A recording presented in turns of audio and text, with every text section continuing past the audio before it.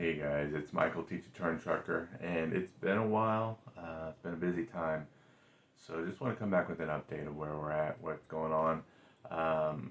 This past week, I did finish. Well, we'll go back a little bit before that. Um, After 6 weeks, nearly 6 weeks of training, last week and a half or so spent with a new trainer by the name of Derek. Shout out to him, fantastic guy all the way around. Received an email, had to go out to Des Moines to test out with TMC. It's pretty simple. If you can drive the truck, um, just driving it down the road, you're watching your turns, using your dump valve as you're supposed to, you should be fine.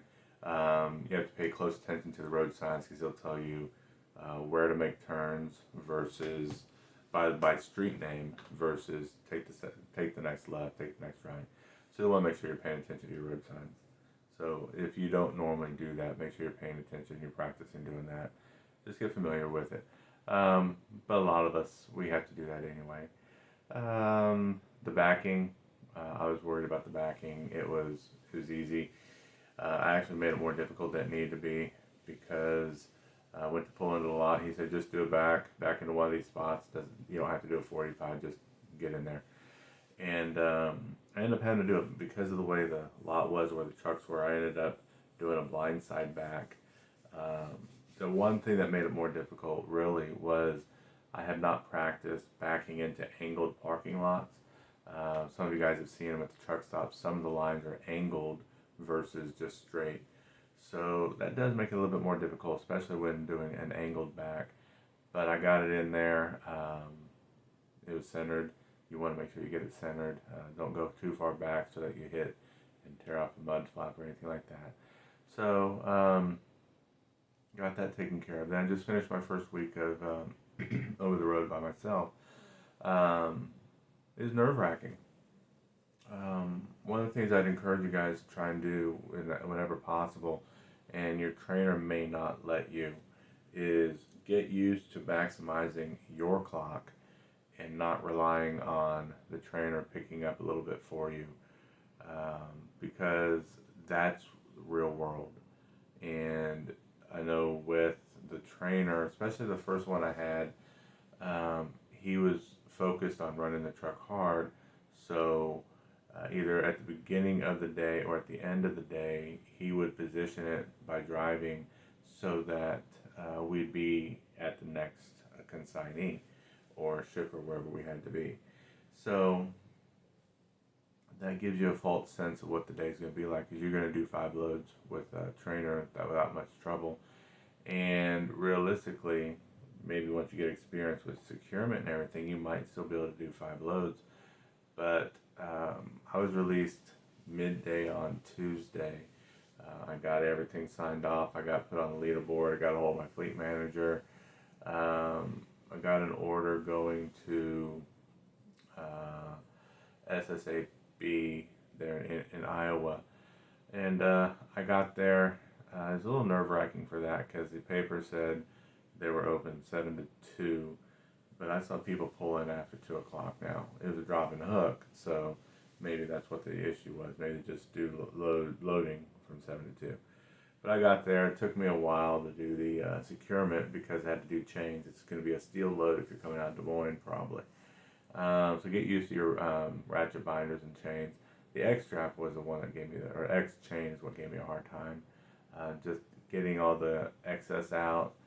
Need to make sure I turn the chain link so that they're all straight in a line. I think that's what gave me a lot of my problem. So got that one done. Took it to Louisville. Because of getting out of the first place so late, being set out so late, I ended up not being able to make it to the consignee on time. So I had to notify my fleet manager.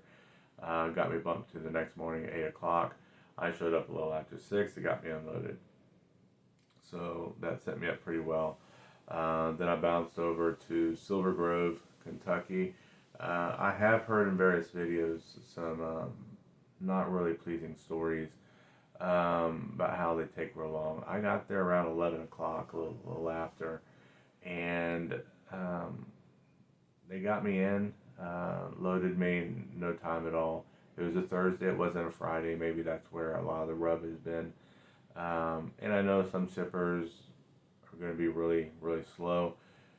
You have to think maybe it's the staffing. Maybe some people are called off. Maybe that's causing it. I don't know. So they got me loaded. I got out of there, and once I got everything secured, got a message. The fleet manager, he called me. They wanted to switch my load with another driver's load, so I'd never experienced that before. So I got a hold of the other guy, and we ended up meeting up in Knoxville. So got there, did the drop and hooks, got everything switched over. They did that because the load I had was going to Dalton, Georgia, which is very close to where he lives in Alabama, and the load he had was going to Jacksonville, which is where I live. So we switched it, and we were both, to my knowledge, at least I was able to get home for the weekend. And the neat thing is, this thing drops 20-25 minutes from where I live, and at a parking spot that's only a few minutes further down the road. So I should be parked up for them, and I'll leave out early tomorrow morning, Monday morning, to drop that load off and get set for the week. So some takeaways is definitely managing that 14-hour clock for the 70-hour week.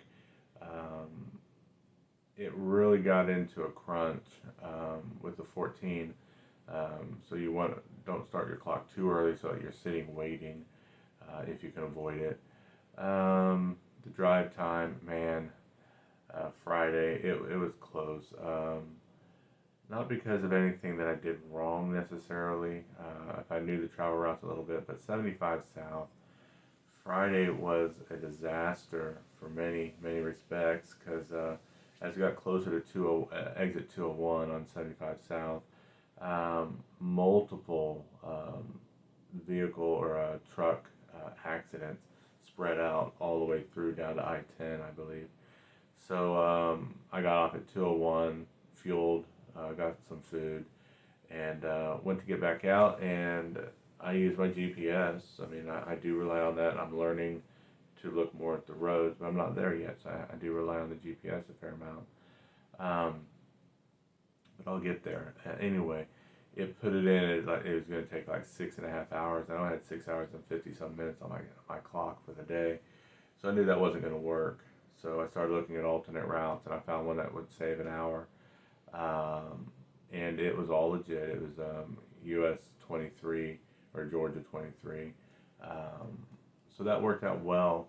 And then I got over to 16 and was heading down, and shout out to my brother-in-law. He drives a car hauler. I was talking to him. He says, "Oh, you're taking the wrong route," because I was going to go 16 and 95 straight into Jacksonville. He said, "No, you're going to get off at exit 51 there by Dublin. Take 441 down, and you're going to end up hitting up with US 23. So a lot of back roads, speed limits 35, 45, 55. A lot of police stop or sitting, waiting for people to come through speeding. So pay attention to your speeds. But it saved mileage-wise quite a bit, because it would have taken me 120 miles just to get down to I-95, and that's pretty close, I think, to what I drove once I got off of 16 at 441. I made it home, so ended up saving me not so much on the time. I think I might have saved a few minutes, but mileage-wise, it saved me a fair amount, and that's what we're after, you guys. Watch your mileage, because you're going 65 miles an hour, you're going to be burning the fuel faster than if you're going 55. So that's my takeaways.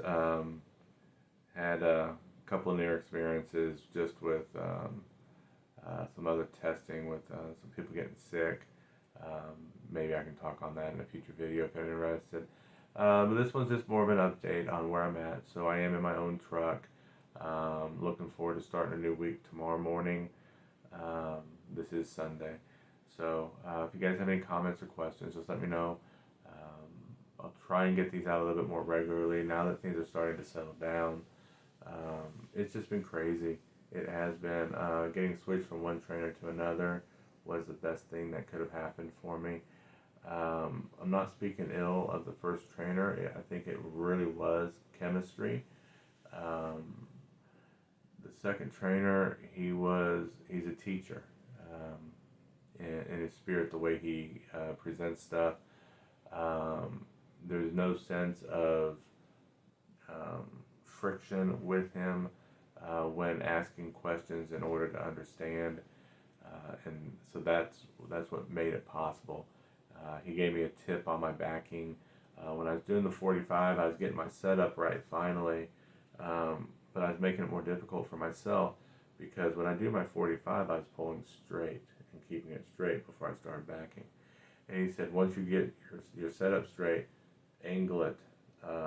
Like if you're doing a driver's side back, angle it to the left.